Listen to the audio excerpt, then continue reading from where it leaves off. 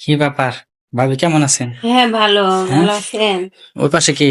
ওই পাশে তো কেউ না। দেখি দেখি দেখান না, তোমার। আমি এমনি কোল বালিশ নিয়ে ঘুমাচ্ছি এই যে। ও ওই পাশে তো কেউ নাই। ও, বাসায় তাহলে একা একা থাকেন? হ্যাঁ, একাই থাকি। আচ্ছা ভাবি, একা একা ঘুম আসে? অবশ্যই ঘুম আসবে না কেন? একজন সঙ্গে সাথী হইলে ভালো হয় না? না, আমার সাথীর দরকার নাই। যখন আমার স্বামী প্রবাসী থেকে আসবে তখন অবশ্যই সঙ্গে সাথী হবে। সঙ্গে সাথী তো হইবই, কিন্তু ভাই তো এখন দূরে।